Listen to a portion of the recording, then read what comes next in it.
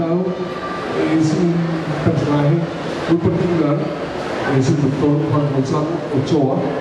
Él es médico veterinario con especialización en oncología veterinaria, dirige el área de oncología del Hospital Universitario, Hospital Veterinario de la Universidad de Antioquia.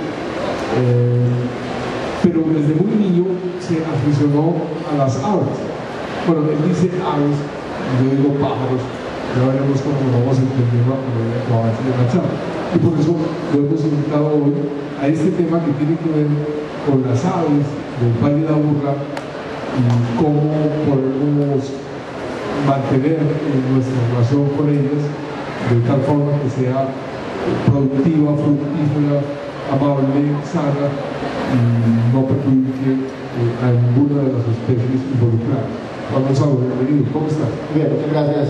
Muchas gracias a ustedes por la asistencia. Muchas gracias a Vivir en el Poblado por la invitación y al Centro Comercial Santa Fe. Aclaremos primero la diferencia de aves y pájaros, pues, ¿cierto? Básicamente las aves es el grupo general, la clase animal, que incluye todo lo que tiene plumas y pico. Los pájaros están restringidos a un grupo de esa clase de aves, que es lo que llamamos los paseriformes en el argot académico, que es el que tiene forma de pájaro. Entonces imagínense el canario, imagínense el azulejo, todo lo que tenga esa forma típica es un pájaro, y adicional a eso es el que tiene la capacidad de cantar melodiosamente. Hay un grupo de aves, por ejemplo el avestruz es una ave más, no es un pájaro, no canta y no tiene esa forma tan particular. Es como la forma clara, pues, para que vayan entendiendo la diferencia. Si yo no me equivocando, usted me corrige, no voy a decir aves o pájaros. No hay problema, dale, usted me va a explicar. Voy a empezar haciendo preguntas pues que probablemente son obvias, pero que para mí resultaron ahora ser de alguna manera sorpresivas. Pregunto, Juan Gonzalo, ¿todas las aves vuelan? Muy bien. En teoría, las aves están diseñadas para eso. Sin embargo, hay algunas especies o algunos grupos de aves que se han especializado en el uso de un recurso determinado y por tal razón han perdido la capacidad del vuelo. Podemos poner el ejemplo de los pingüinos. Se especializaron en esa vía, digamos, terrestre y acuática, y sus alas ya no son para volar, sino para remar. Se adaptaron de forma tal que parecen un remo y les permite impulsarse a las temperaturas del agua. Y en ese mismo orden de ideas, especies como el avestruz, por su evolución y por sus hábitos, no necesitan volar, simplemente desarrollaron más los miembros posteriores, las patas, para poder correr. Entonces, son adaptaciones evolutivas que hacen que pierdan la capacidad de. Sin embargo, desde su anatomía, tienen todos los huesos y todas las estructuras de un ala, lo que pasa es que no es funcional. Pues como viste unas especies muy finas, yo estaba pensando en gallos y gallinas, pues que no vuelan, o bueno, saltan, brincan, no sé cómo se llama lo que hagan. Lo que pasa es que podemos tener entre el público a alguien que diga, hay una gallina en la casa que se monta, la finca que se monta hasta el techo de la casa y hace que la volando. Puse unos ejemplos como muy claros para eso, pero sí, las especies, por ejemplo, como los gansos, como los pavos, las gallinas domésticas sobre todo, digamos, pierden esa necesidad de volar. Sin embargo, si fuéramos y revisáramos esas mismas especies en condiciones silvestres, ellas pueden desarrollar un vuelo más grande. Del mismo grupo de las gallinas son las guacharacas, que bajan a veces por aquí hasta el sur del Valle de Aburrá, y ellas logran pasar cruzando una carretera en vuelo de un árbol a otro sin ningún problema. Estos son animales más pesados que tienen esa dificultad. Bueno, la siguiente pregunta que me surge es, ¿de qué se alimentan las aves? Bueno, es muy variable. Es lo que llamamos en biología los gremios tróficos, que el gremio trófico es en ese grupo donde estoy yo según de lo que me alimenta. Entonces hay especies que se especializan y gran parte de su dieta es frutas, entonces las llamamos frugívoros. Hay especies que gran parte de su dieta son los insectos y las llamamos insectívoros. Especies que comen carne y las llamamos carnívoros. Y dentro de esos carnívoros, por ejemplo, podemos tener especies que no comen sino peces, entonces serían ictiófagos o piscívoros, ¿cierto? Hay una especialización. Cuando hablamos de especialización no hablamos exclusivamente que se alimenten de ese alimento, ¿cierto? Valga la redundancia. Hablamos desde que el porcentaje más amplio de su dieta es un grupo alimenticio, pero igual tienen que consumir carbohidratos, lípidos, proteínas, ¿cierto? Entonces, los colibríes de qué se alimentan? De néctar, todos lo sabemos, pero hemos visto colibríes en la ventana que pescan algo ahí y nunca sabíamos qué era, y ya sabemos que son esas mosquitas que quedan atrapadas, van a comer insectos, porque también necesitan esa proteína. Cada grupo de aves tiene su especialización. Tal vez recuerdan las clases del colegio donde nos mostraban los pisos, nos mostraban las patas. Esas adaptaciones le pueden dar pistas a uno de a qué gremio trófico pertenece. Y hay aves que coman de todo, que sean omnívoras, digamos. Claro. Digamos esa palabra omnívoro, lo primero que trae uno a la cabeza es el marranito que come la baza y aguamasa, ¿cierto? Y tenemos como, come de todo. Omnívoro es que tiene una dieta muy amplia, muy variada, pero comer de todo no es comer piedras, no es comer, digamos, carroña siempre, no es comer frutas siempre. En los omnívoros entonces tenemos, por ejemplo, la soledad o el barranquero, no sé si todos puedan traerlo a la mente, ese pájaro bonito que vemos en el campo, que es verde, una corona azul, con una cola larga, que la mueve como un péndulo, ¿cierto?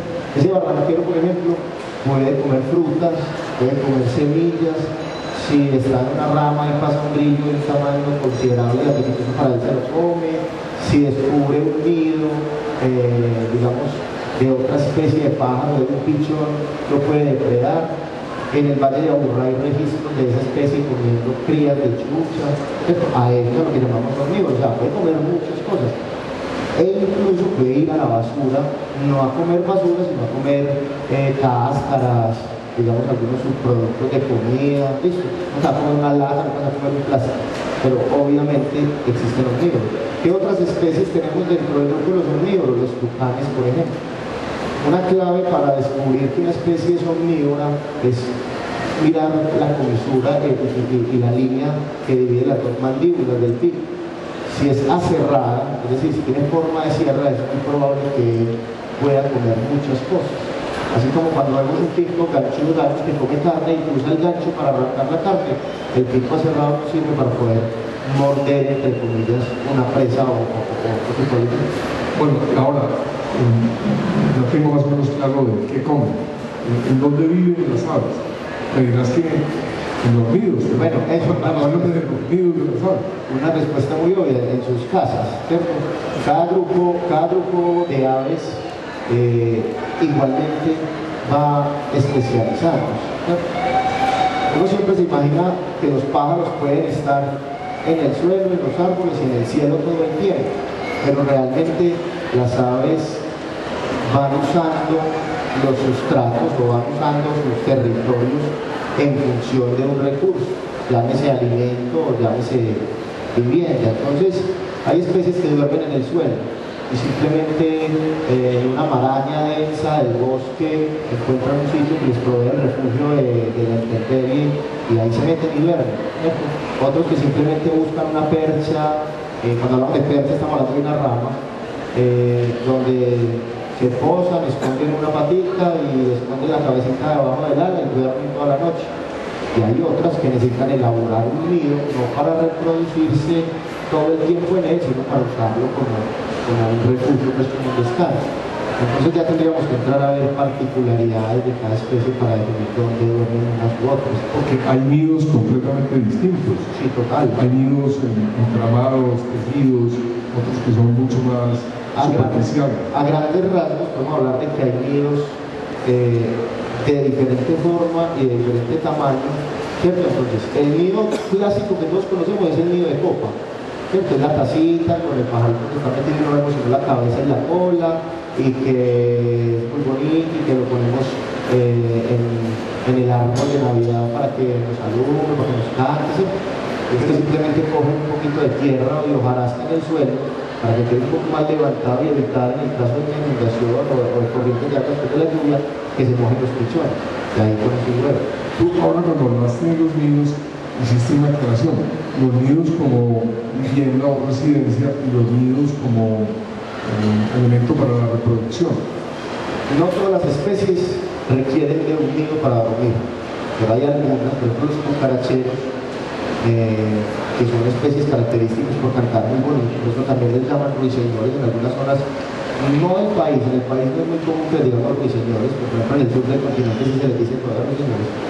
Nosotros les llamamos cucaracheros, ellos necesitan un nido para dormir, pues construyen una estructura con fibras vegetales. Un ruiseñor es lo mismo que un cucarachero. Claro, el que canta todos los días por la mañana es un ruiseñor. Pero ruiseñor es todo poético, en cambio cucarachero. Hagamos un paréntesis y desviémonos de la pregunta, ahorita la retomamos. Sí, sí, por favor. Hay una cosa que son los nombres vulgares o los nombres vernáculos de las especies, ¿cierto? Entonces, lo que yo conozco como un cucarachero aquí, en Argentina lo conozco como un ruiseñor, y es la misma especie. Ese es válido. Por eso el nombre científico, que es un nombre muy raro, muy enredado, que a muchos nos causa temor aprendérmelo, es el nombre universal, porque el troglodite saeda es el mismo cucarachero aquí en Cafarnaúm. Entonces eso es lo bueno. Retomando entonces, el ejemplo de los cucaracheros, entonces ellos tienen que coger fibras vegetales, hacen una estructura muy bonita, pues muy elaborada, y el interior del nido lo llenan de otra fibra vegetal, ¿cierto?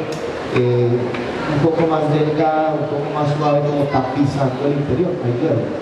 Uno va y compara ese nido con el nido que hacen a la hora de reproducirse, tiene una forma particular, pues una forma, perdón, similar, pero la forma y las fibras que usan para tapizar el interior ya cambiaron. Entonces eso nos está diciendo, cuando me voy a reproducir necesito unas condiciones, pero cuando voy a dormir necesito otras. Otras especies simplemente hacen el nido para poder poner sus huevos. Y otras especies son más conchudas. Ellas no hacen el nido, sino que sacan a otro o esperan a que otro lo abandone y allá se meten y ponen el huevo. Por ejemplo, los tucanes, ellos no tienen un pico capaz de hacer un hueco en un árbol. Ellos esperan a que haya un carpintero que haya hecho un trabajo, haya sacado su mirada, o el carpintero va y depreda, el tucán va y depreda esos huevos, esos pichones, se los come, y después de que se los come, termina de ampliar un poquito como la entrada para poder ingresar más cómodo y listo, pone su huevo ahí. Es el trabajo sucio y pesado del carpintero, no del que está. Bueno, esta es una pregunta de niño de primera comunión. ¿Cómo se reproducen los pájaros? Muy bien, no, igual que las gallinas. Básicamente, hay un cortejo previo, o sea, que hay que haber una coquetería, llamémoslo así, entre las especies de aves. Algunas especies gozan de dimorfismo sexual, es decir, una diferencia marcada entre el macho y la hembra por los zonas de coloración. Los machos en las aves suelen ser mucho más vistosos en color que las hembras, en algunas especies, ¿cierto? No todas las especies tienen la condición. O tienen la capacidad de hacer bailes muy elaborados. No sé si de pronto han visto en Discovery o en Animal Planet las aves del paraíso. Nosotros en Colombia no tenemos aves del paraíso, pero tenemos especies que hacen ese tipo de danzas. Entonces tienen que exponer parte de su plumaje o algún ornamento para poder mostrar a la hembra que es bonito y que es más fuerte, que es más grande. Y otras no tienen ni el plumaje ni el baile, pero pueden cantar. Entonces, si canta más duro, si hace una nota sostenida mayor, si es capaz de imitar un sonido u otro. Eso es lo que seduce a la hembra. Ese es el cortejo nupcial. Ese es el cortejo. Cuando la hembra decide que esos genes de ese macho son los que ella necesita para perpetuar sus genes, viene la cópula, ¿cierto? En la cópula básicamente la hembra toma una posición receptiva donde mueve la colita hacia un lado y el macho puede poner su cloaca, donde está el aparato reproductor, contra la cloaca de la hembra y depositar la esperma ahí. Las aves, a diferencia de los mamíferos, no tienen un pene formado como tal, tienen una estructura que se llama hemipene, ¿cierto? El hemipene o la papila genital en algunas otras especies es una proyección pequeñita, como lo dice, es una papilita, y entonces allá deposita la esperma y ya viene un proceso fisiológico donde esa esperma se capacita, es decir, se hace más fértil de lo que ya es y fecunda los huevos.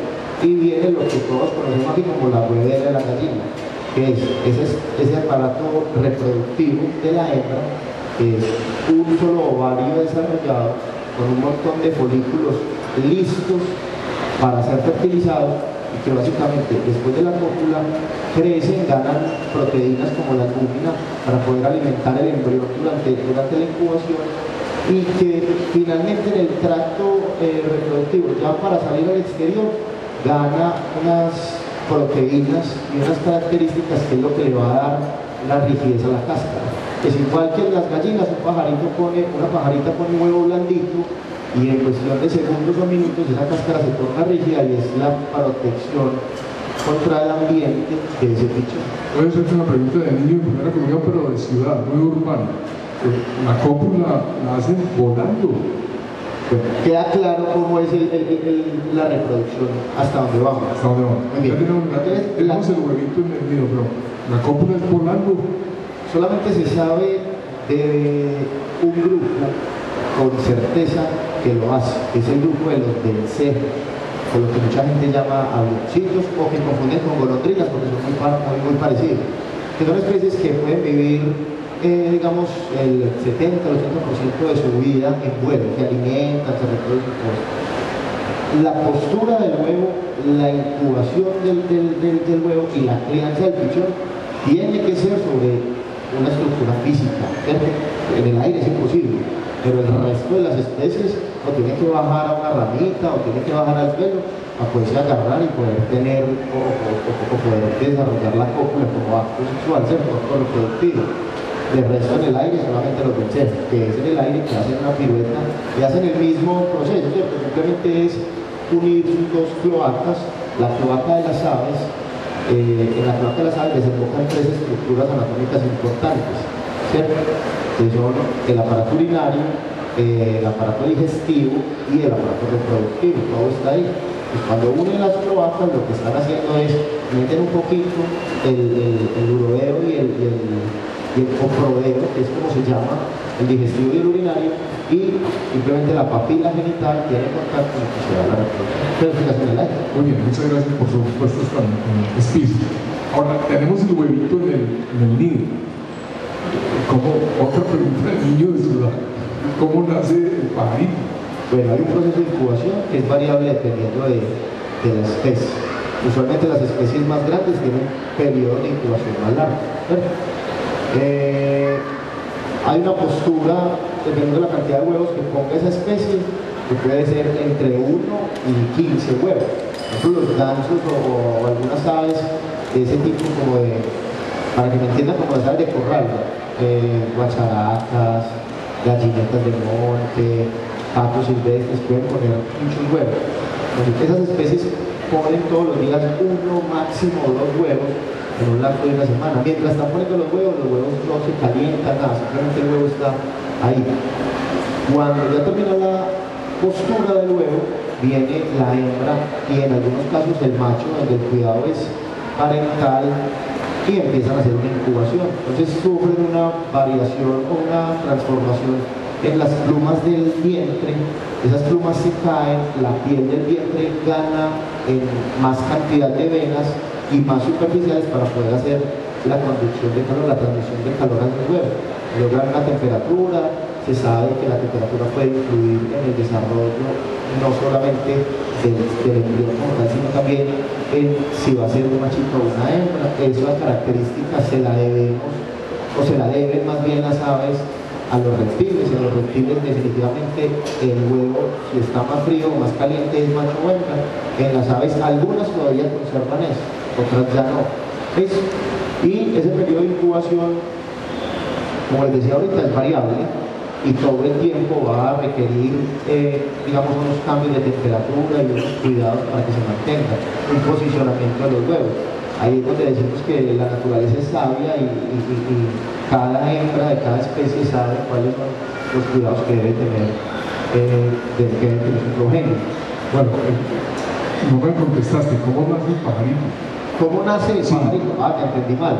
Perfecto, no, el pajarito, igual como hemos visto en Discovery, simplemente cuando ya hay una formación completa del embrión que llega, llamémoslo a término, entonces hay unos mecanismos hormonales que van a inducir en él un comportamiento en el cual él va a tratar de picar la parte más débil del huevo, que suele ser donde está la burbuja de aire, ¿cierto? Que es la que le permite, digamos, no llamamos la oxigenación como tal, sino como el crecimiento y la expansión y parte de esa oxigenación. Y en algunas especies Las hembras o los machos, cuando detectan ese mismo fenómeno, también van y ayudan y por fuera también hacen el mismo. Y ya se da la eclosión del huevo, del pichón, que puede ir desde unos minutos, ¿cierto?, hasta unas horas, dependiendo de cada especie. En algunas especies, por ejemplo, llega la hembra y le ayuda a retirar el cascarón antes de que el pichón salga. Otras especies esperan que el pichón haya salido del todo, cogen el cascarón y van y lo botan. Totalmente se lo llevan y lo alejan del nido para evitar llamar la atención de los depredadores. Ahora sí. ¿Cuánto tarda en aprender a volar un pajarito? Hay, digamos, dos tipos de pichones, ¿cierto? A grandes rasgos, pues. Están los que no salen del nido hasta que no son capaces de volar y cuando se tiraron del nido emprendieron vuelo y ya se defienden, y lo que llamamos los pichones prematuros, ¿cierto? Hay especies típicamente que son de pichones prematuros. El pichón prematuro es el que, sin todavía tener las alas con sus plumas completas para el vuelo, se tira del nido. Esos son los pichones que muchas veces nosotros nos encontramos en el suelo y los vemos como medio formaditos, colicorticos, alicorticos. Y entonces, ¿qué hacemos? ¿Qué hacemos con ese pichón? Ese pichón se tiró del nido, pero su naturaleza, su fisiología hizo que lo hiciera. Déjenlo ahí. Yo, pero en un lugar seguro, porque los padres van a venir a alimentarlo ahí. Ese pichón se va a demorar una semana en aprender a volar. ¿Cómo aprendió a volar? Los padres llegan y hacen repetidas series de vuelos tratando de estimularlo para que él los imite. Y es una cosa, digamos, como innata en cada ser vivo. Al igual que a nosotros nadie nos enseñó a caminar, sino que simplemente un día pasamos de gatear a pararnos y nos aplaudieron. Entonces en las aves pasa más o menos lo mismo. El ave hace un primer vuelo muy torpe, sin mucha agilidad, pero lo logra hacer y lo va repitiendo y lo perfecciona. Las otras especies, las que se tiraron del nido ya casi que sabiendo volar, también tienen su torpeza, pero es cuestión de días, no más de semanas, para que la especie domine el vuelo perfectamente. ¿Se pueden dividir las aves en dos grandes, bueno, no sé si la palabra científica sea correcta, en dos grandes tipos? Las aves o los pájaros residentes y las aves y los pájaros que migran. Los pájaros migratorios. Sí, claro. ¿Cuáles son las grandes diferencias entre pájaros o aves migratorias y aves residentes? A ver, vamos a poner un ejemplo sencillo, ¿cierto? Así como hay algunas personas que prefieren la comodidad de su casa y estar todo el tiempo en su casa, y que pereza ir al estadio a trotar porque la gente, porque me enfermo, me atropellan, me chocan. Hay otros que el fin de semana dicen, no, me voy de paseo, me voy a pueblear, me voy con la familia, para la finca, etc. Con los pájaros pasa algo similar, pero los pájaros no es solamente por gusto propio, sino porque hay una necesidad de usar un recurso, ¿cierto? Entonces, tengo especies residentes que viven en Colombia, que tienen su distribución natural en Colombia, que pueden tener distribución en países vecinos, ¿cierto? Pero que si una población o una comunidad de esas especies se estableció, por decir algo, aquí en este corredor de Plaza Guacatala, ellos se van a quedar aquí, porque aquí tienen todo lo necesario para poder sobrevivir. Otras especies se establecen aquí, pero tienen factores limitantes.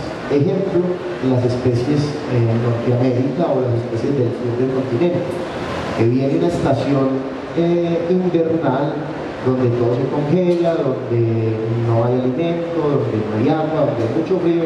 Ellas tienen que buscar condiciones más favorables y tienen que hacer desplazamientos muy largos para encontrar esas condiciones favorables.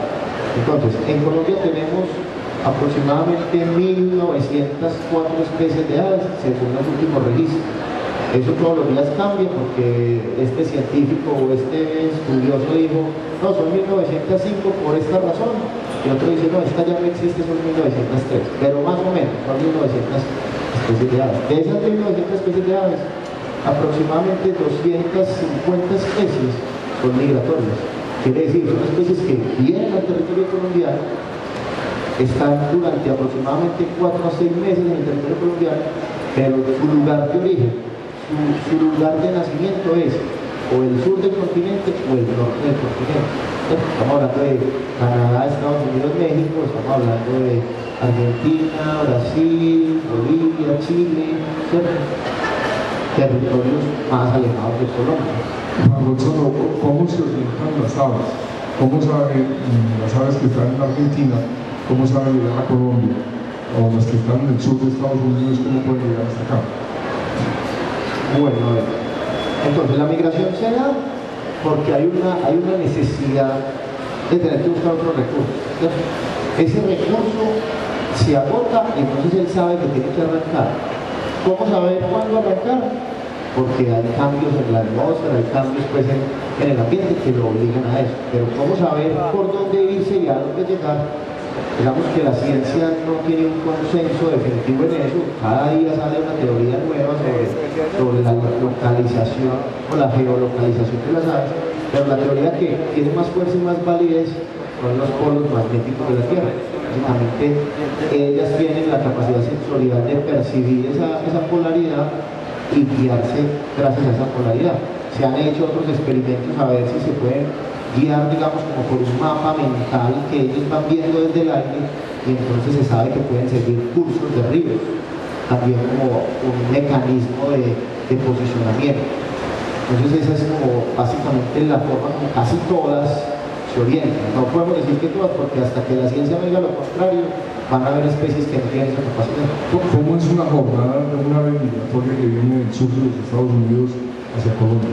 Muy dura porque es un viaje muy largo, estamos hablando de 6.000, 7.000, 8.000, 10.000 kilómetros, dependiendo de desde dónde parte y hasta dónde llega.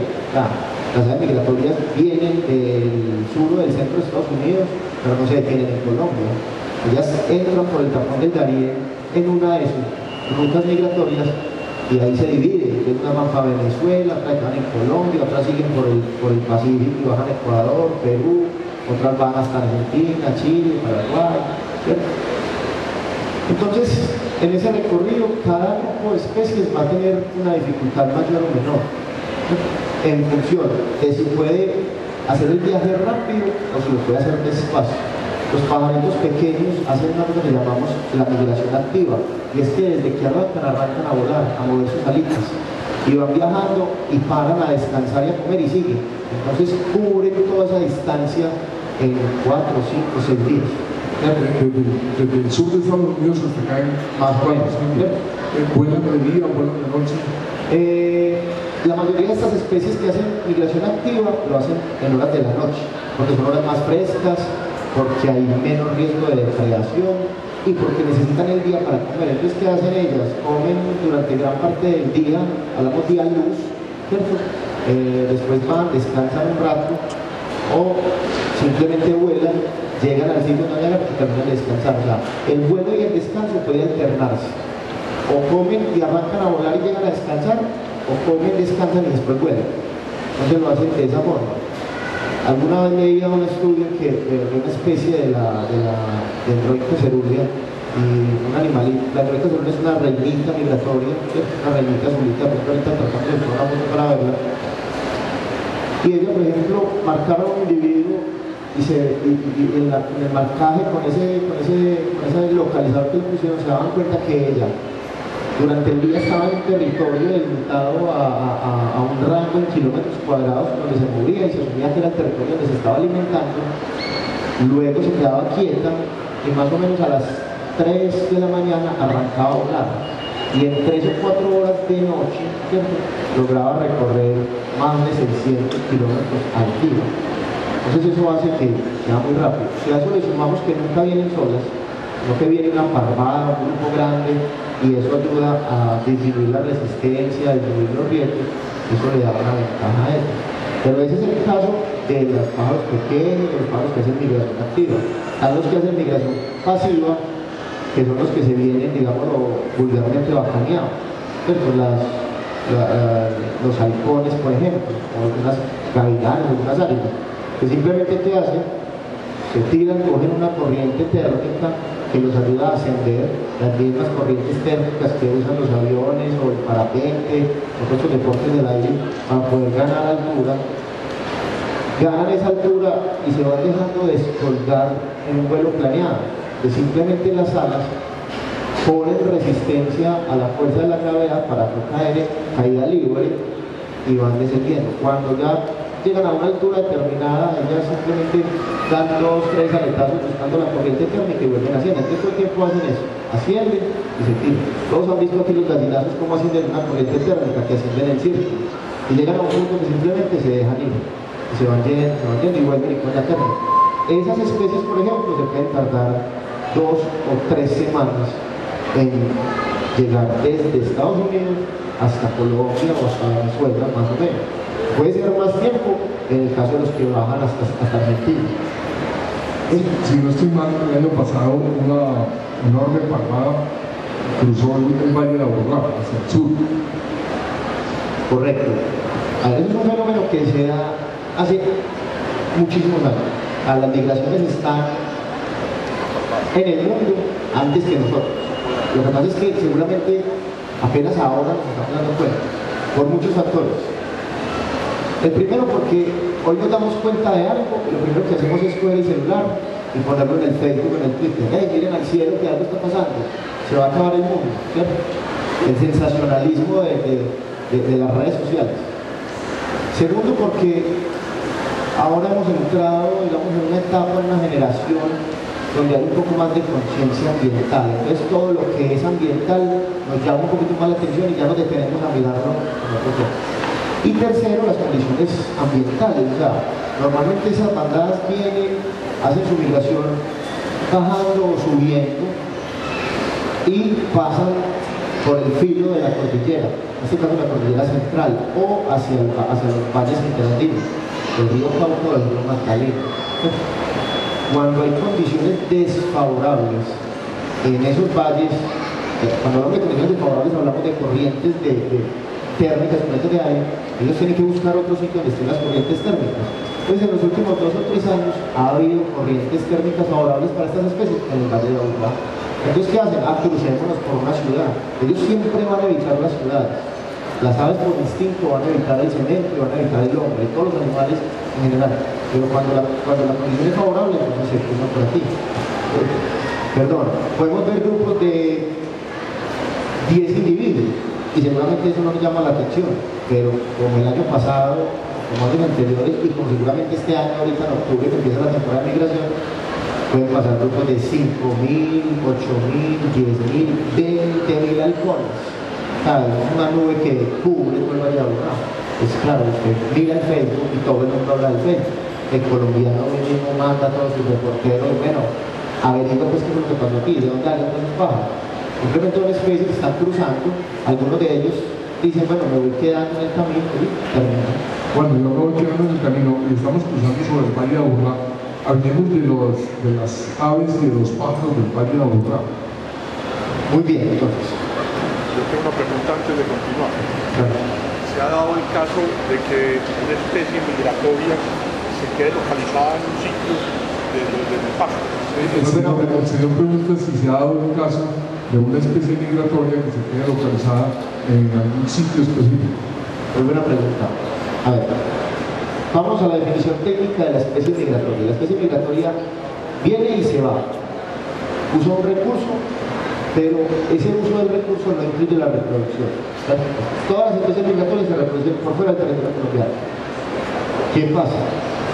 El cambio climático, el cambio de los ecosistemas, el cambio de las condiciones del país en general, hace que muchas especies lleguen aquí y digan, son buenas, y aquí me quedo. Yo tuve la fortuna la semana pasada de ver una pareja de ese pato, macho y hembra, no vimos pollos, una de las lagunas que hay cerca del borde de Grande, ¿cierto? Entonces estábamos por allá precisamente buscando otra especie de pato y nos encontramos, por sorpresa. ¿Qué los motiva exactamente a quedarse? Se sabe. Otras teorías dicen que simplemente son especies que no alcanzan a recuperar toda la energía y no alcanzan a tener las condiciones óptimas para volver a reproducirse, entonces prefieren esperar aquí. Recogen esas energías y en la siguiente estación, en la siguiente temporada de migración, arrancan para allá, para poder buscar pareja allá. Entonces hay muchos reportes realmente de eso. Lo que pasa es que son casos excepcionales.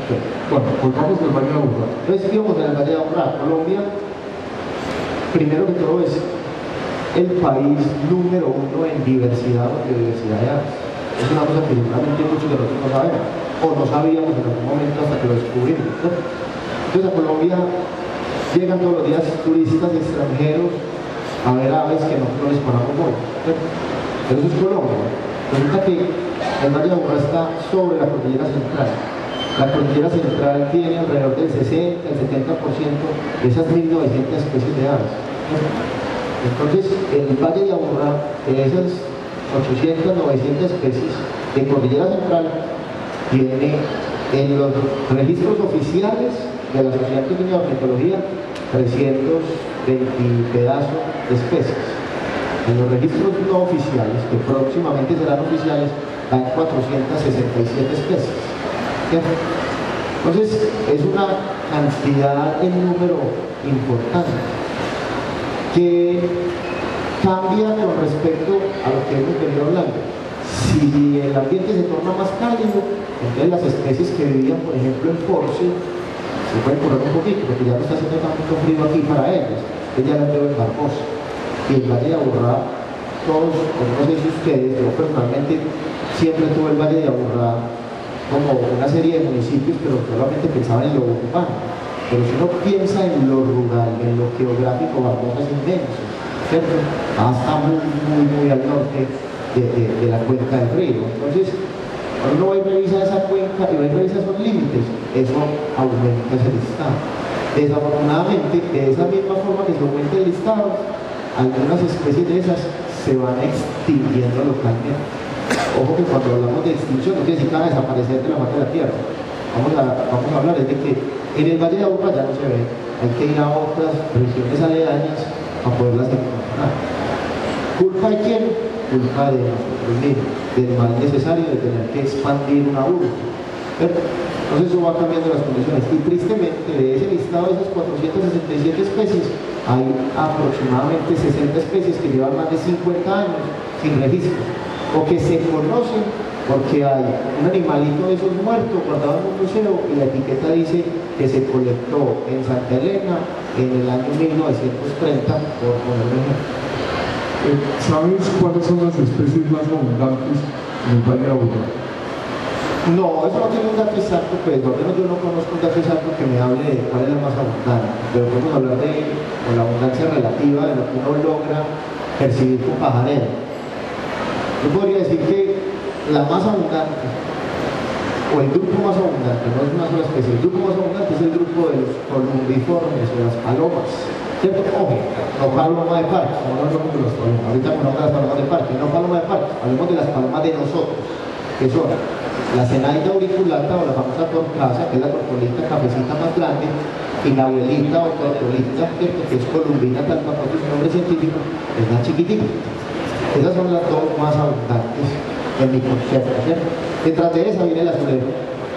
El azulejo. El azulejo hay en todas partes. Se pone un platanito en la ventana. Yo creo que podemos poner unas fotitos y lo vamos pasando para que lo vamos viendo. El azulejo se pone un platanito en la ventana y ahí le llega. Y el tercer grupo, o el cuarto, pues más bien, luego que se lo pelean dos especies residentes colombianas, pero que han sido un poco invasoras en el Valle de Aburrá, que son el chamón. No sé si todos quieren ese pájaro negro, azul, lustroso, muy bonito que se ve por ahí en los potreros, que las hembras son como cafés, y el canario costeño, o el canario silvestre, que es otro pajarito amarillo que también se ve en los potreros. ¿De qué se han beneficiado esas dos especies? De eso, de las áreas abiertas, de los pastos, los prados muy verdes que a todos nos encantan, que a unas especies no, pero a ellas sí. Esas serían las especies más comunes. Cuando estamos hablando del Valle de Aburrá, y explicaste muy bien, nosotros percibimos el Valle de Aburrá como una conurbación, pero el Valle de Aburrá es un ecosistema, digamos. Pero pensemos ya en Medellín, ¿cierto? Entonces, te la reformulo, en la zona urbana. En la zona urbana no, esas cuatro, literalmente pues, o sea, esas cuatro. Porque es que son las especies que se han adaptado mejor a esos cambios. Todas las fotos que están viendo aquí, por ejemplo, son especies que se han adaptado a la urbe y que con algún grado de facilidad, unas más que otras, uno las encuentra en la ciudad. En términos generales, todas esas especies que hay ahí son bastante comunes. Yo no diría que hay una que sobresalga sobre las otras, Depende de la zona de Medellín y depende de la zona del Valle Dorado donde estamos. Antes de que hablemos cómo relacionarnos bien con los pájaros y las aves, hablemos de las palomas. Para algunas personas las palomas son el símbolo de la paz, para otras son una plaga insoportable. ¿Cómo es ese cuento ahí? Bueno, eso es un tema, digamos, álgido, ¿cierto? Es un tema de discusiones a todo nivel. La ciencia ha peleado mucho eso porque la paloma doméstica, ¿cierto?, es un mal necesario.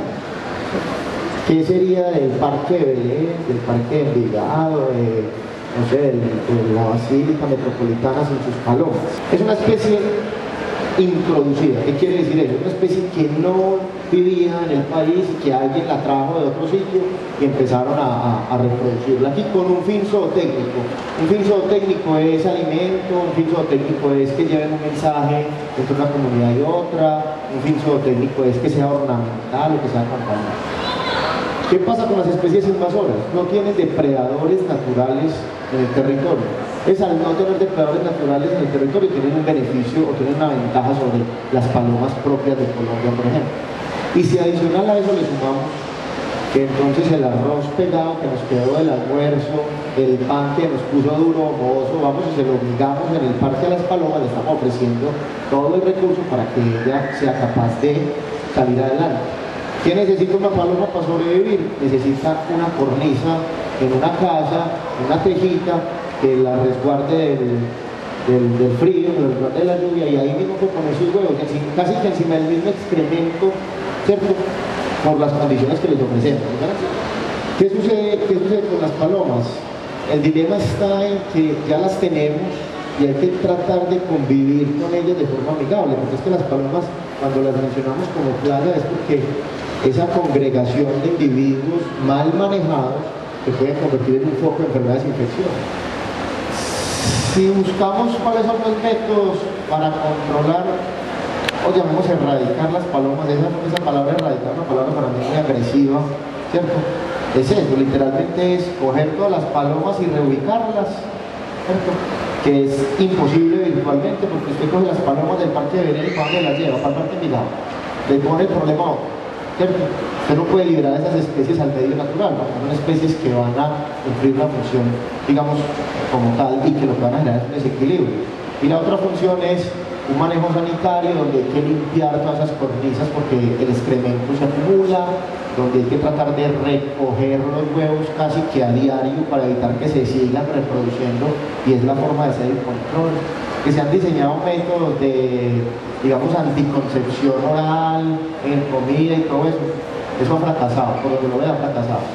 Entonces, no las llamemos una plaga, porque realmente la paloma per se no es una plaga, lo que pasa es que nosotros las dejamos volver una plaga cuando no tomamos las medidas correctivas a tiempo, tratando de no persuadir a la gente para que las alimente, o más bien tratando de persuadirla para que no lo haga, ¿cierto? Cuando dejamos que las palomas estén ahí todo el tiempo, y entonces el párroco de la iglesia se preocupa cuando la iglesia está desmoronando. Entonces ahí sí hay que amar con las palomas, ¿no? Él tuvo que haber pensado eso 10 años antes, cuando empezó a ver que llegaban. Ellas parecen tener una preferencia por las estatuas de los próximos. Sí, ellos básicamente pues tienen una afinidad ahí como por hacer el daño, sí, a la imagen. Lo primero que yo me imaginaba de conservación cuando empecé a hablar de esto o a leer de esto, era que para hacer conservación de una especie, para ser amigable con las especies, era irme en bola y abrazar un árbol y no lo tumben, porque entonces la viven. No, se trata de eso, conservación, ser amigable, es simplemente tratar de aportar ese granito de arena desde mi casa. Decimos que si yo corto este jardincito que tengo aquí, esto es una Dieffenbachia, esto no da, Dieffenbachia es el género, esta planta que tengo aquí al frente, esto no da flores pues, y eso no atrae a nada, ¿no? Tumbémoslo y pongamos ahí un deck en madera bien bonito, bien lujoso. Hombre, estamos dañándole el hábitat o el recurso que lo estamos quitando a una o a dos especies que lo usan, de aves, de insectos, de mamíferos, de reptiles, cualquier cosa. El ser amigable con las aves es pensar en eso. Yo como ciudadano de a pie, ¿cómo puedo hacer para construir mi deck sin tener que tumbar el jardín? ¿cierto? O sin tener que tumbarlo todo. Hombre, definitivamente lo tengo que tumbar todo, porque resulta que esa difenbaquia es tóxica, ¿cierto? Y entonces mi perro se comió esa mata y se me murió y estoy indignadísimo con el reino vegetal porque me mató mi perro. Entonces tumbo toda la difenbaquia, entonces yo hago el deck, pero piense cuando hace el deck en hacer un cebadero, por ejemplo, o en sembrar una jardinera más alta con una flor o con una planta que dé una flor que atraiga colibrí. Entonces es como tener ese chip, esa conciencia ambiental de poderlas atraer, ¿cierto? Si ya no están, o si están, de no desplazarlas, porque tenemos el concepto errado de que lo que está aquí se corre para allá, ¿cierto? Vamos a poner un ejemplo de hoy, ¿cierto? Lo que está pasando por allá en el Oriente Medio. Una de esas personas que perdió su casa, que perdió todo porque le bombardearon la casa, no se va a ir con el vecino a decirle, hey, tengo que vivir donde vos, porque no tengo casa. O sea, no va a pasar. Si a mi casa llega un vecino y no voy a vivir con vos, yo lo saco a los porronazos. Sería el instinto normal de competencia de todos los seres vivos. Pero lo mismo pasa con las especies de aves. Que le corta aquí, ella se corre por allá, ella se hace una pelea. Sobrevive el más fuerte, el otro está condenado a morir. Entonces, hay que tratar de pensar amigablemente para poder estar. Antes de que te metieras en el lío de Palestina, dijiste una palabra mágica para quienes les gustan los pájaros: cebadero. ¿Cómo se deben hacer los cebaderos? ¿Hay que hacerlos? Háblanos bastante sobre cebadero. Bueno, hagamos la salvedad aquí con respecto a ese tema. Para muchos profesionales, biólogos o para muchas personas, el cebadero es un artilugio del demonio que interfiere en el normal vivir de una especie, en fin, un montón de cosas malas, un punto muy negativo. Para otros es la mejor forma de tomar una fotografía, es la mejor forma de ver una especie sin tener que ir a solearme, sin tener que me piquen los mosquitos. Yo pienso que atraer las especies de aves hacia nosotros es muy fácil, de forma artificial y de forma natural. Uno siempre piensa en un cebadero artificial, pero es que usted puede tener un cebadero natural, con plantas. Hablemos primero de lo bueno y de lo malo del cebadero artificial. El cebadero artificial es una tablita. Si de pronto me regalan en la presentación, que hay unas imágenes ahí para que podamos verlas, gracias. Una tablita donde yo pongo un platanito, un plátano, se me escapa el nombre, una guayaba, un caso de papaya, un banano. Esa tabla es un cebadero que yo tengo que tener la conciencia y la responsabilidad de que la debo mantener aseada. Tengo ya, no te los paso aquí, disculpen, pero te muestro aquí unas ejemplos de cebadero. ¿Cierto? Aquí estamos aquí atrás. Entonces esta tabla yo la tengo que tener mantenida aseada. Hombre, yo le pongo banano hoy y dentro de 20 días cuando vuelvo me acuerdo, pobrecito el pájaro, entre los otros 20 días, no digamos que aguanta hambre, pero él se está acostumbrando a un recurso y usted se lo está poniendo intermitente. Trate de ponérselo a diario para que siempre venga y para que sus hábitos de vida no generen un estrés, que lo obliguen a él a desplazarse más de otras cosas. Debe ser un cebadero que esté puesto en un lugar tranquilo. ¿A quién de ustedes les gusta que les sirvan una bandeja paisa en medio de un potrero a las 12 del día, en un bien berraco, al lado de un perro que le está ladrando o de un gato que está esperando para tirarse a rayar? Ninguno. Pues a los pájaros tampoco. Entonces, Juan, pero es que yo tengo unos cebaderos en mi finca y no llegan los pájaros. Claro, es que tiene la mitad del potrero al sol, necesitan sombra, ellos necesitan un lugar fresco, un lugar que nadie los interrumpa, que no haya ruido, que no haya cosas que los perturben. Son pensamientos, para mí de sentido común, que es el menos común de todos los sentidos, para hacer las cosas bien hechas, ¿cierto? Que estén a salvo, los gatos domésticos. Yo tengo 2 gatas y mi responsabilidad como dueño de una gata es poner un collarcito que suene, porque es que los gatos domésticos son una de las mayores causas de depredación de las aves.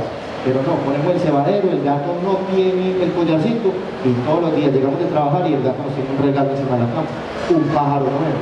Esa no es la idea, ¿cierto? No necesitamos gastarnos un montón de plata para hacer esos cebaderos. Simplemente podemos usar botellas reciclables, ahí no se ve pues muy bien. O simplemente donde había primero una mata, que yo la tumbé porque me aterran las mafias, me están dando alergia, entonces pongo un platico y ahí le pongo el bananito al pájaro. Entonces, son cosas pues como muy simples para hacer. La otra opción es esta, atraerlas de forma natural. Hombre, no, es que estoy de acuerdo con los biólogos que dicen que interferir con las especies, porque es que ellas normalmente no van a comer papaya en el bosque, no van a comer higo en el bosque. Entonces, busquen cuáles son las especies de árboles o de plantas que nos pueden servir. Buenas noches. Buenas noches. Por toda la vida, lo que hay que yo existo, que ha habido un animalito que ha sido muy familiar, que lo llamamos pinche. Correcto. Hace un tiempo leí en un periódico que viene un depredador del sur del continente y llega al nido del pinche, se come sus huevos y pone los de él ahí. Correcto. ¿Es cierto eso? Todavía no está extinto, todavía la logra ver, no lo sé. Hay dos motivos principales. El primero es haber acabado con los antejardines. A la ciudad de la eterna primavera ya no le queda sino el nombre, porque cambiamos los jardines por cemento y vitrificado para parquear los carros. Y la segunda razón es la expansión de las áreas abiertas ha favorecido las poblaciones de chamón común, que era el pájaro negro lustroso del que hablábamos ahorita. Es un pájaro o es una especie que tiene la capacidad de parasitar otras especies, y particularmente le gusta mucho porque es como, llamémoslo así, mal llamado bobito. En un descuido el chamón llegue al nido, como nos está relatando el señor, y pone sus huevos, destruye los otros o los tira. Y en otros casos simplemente el pollo del chamón nace 1 o 2 días antes de los otros y es el pollo quien saca los huevos. Eso han sido básicamente los dos factores. Aquí lo tenemos, es el pinche o copetón, africhero también le dicen. A mí me parece un pájaro muy bonito, muy fotogénico por demás. A muchos ya no les gusta, ojalá todos lo tuvieran. Hubo un avistamiento aquí de una migración de ibis negro por los lados de la estación de allá como de Acevedo, más o menos. Correcto. Ahora que yo veo, pues yo quisiera que vos me dijeras algo al respecto, pues, si te tocó verlo o te enteraste, en fin. Y por estos días yo vi por los lados de la universidad una especie, en algún momento pensé que se trataba de ese mismo ibis negro, pero no, ahora confirmo que hay una especie de ave de acá muy parecida al ibis negro, que tiene también unas características muy propias. Vos me decís a qué especie pertenece. Bien, básicamente de lo que hemos hablado del cambio global, de lo que hemos hablado del cambio global, de por el que ha pasado el mundo, y en este caso pues el Valle de Aburrá ha favorecido que el ibis de cara roja es una especie que era muy común en las tierras bajas del norte del Valle de Aburrá. Porce no es del Valle de Aburrá, pero Porce, Algo de Barbosa, Algo de Girardot. Por toda la cuenca del río Medellín, al haber cambiado ese clima, ellos han ido ganando y han ido subiendo. Entonces a los que vivimos en el centro del Valle de Aburrá o en el norte, nos hace muy común ver todo el tiempo esas bandadas que hace 5 o 10 años no se veía, por lo menos no se veía. Es una especie residente. Esta foto se ve verde porque su tono real del plumaje es un negro verdoso lustroso, así lo definen, digamos, los académicos. Solamente se ve verde al sol, pero en la mayoría de condiciones de luz en las que lo podemos ver nosotros, si no nos da el ángulo que es, lo vamos a ver oscuro, como negro. Y si a eso le sumamos al inmaduro el pico y las patas negras, lo vemos como si fuera un ibis negro. Realmente es la misma especie.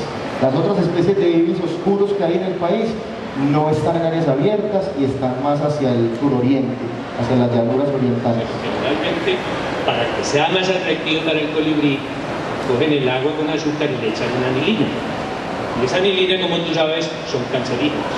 Entonces, por favor, ahí esas especies no, que son muy comunes, venden muy bonito, se va de los colibrís, diría que eso es muy perjudicial. Es mejor poner las flores, ellos vienen a hacer lo que tienen que hacer y ahí los puede ver.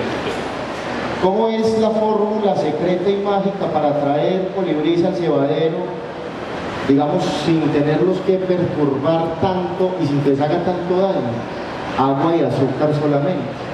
Ellos no necesitan de la anilina realmente es para nosotros, nos atrae a nosotros y tiene las implicaciones que nos acaban de mencionar, ¿cierto? Con la proporción, más o menos, de 1 a 3 partes de azúcar por 5 de agua. ¿Qué pasa si el cebadero se maneja mal? ¿Qué pasa si el cebadero no se asea? ¿Qué pasa si el cebadero tiene ese tipo de sustancias? Vamos a tener patologías en el pico de las aves como estas, ¿cierto? Causadas por bacterias o virus que generan verrugas o deformes. Entonces, aquí es donde las razones, los argumentos de los biólogos y de los conocedores pesan. Pero entonces viene la parte que yo les decía ahorita. Si hacemos las cosas correctamente, simplemente ellos vienen, disfrutan un recurso y pueden volver. Igual, respeto y comparto completamente esa opción. Siempre va a ser mejor sembrar una planta. Pues cuando uno aprende a disfrutar de las aulas, no, ¿cómo voy a tener enemigo de mis estudiantes? Es imposible. O de mi academia. Cuando uno logra disfrutar del sinsonte, del turpial o de la lora en su hábitat natural, en su comportamiento, a uno el chicho le voltea del todo. El cautiverio, llamémoslo en términos humanos, es inhumano para las especies. Esto es el egoísmo de nosotros de tener la belleza para nosotros mismos.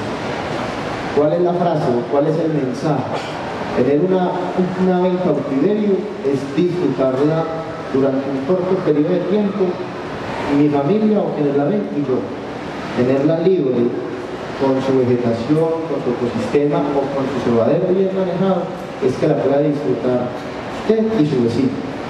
Y seguramente las generaciones futuras.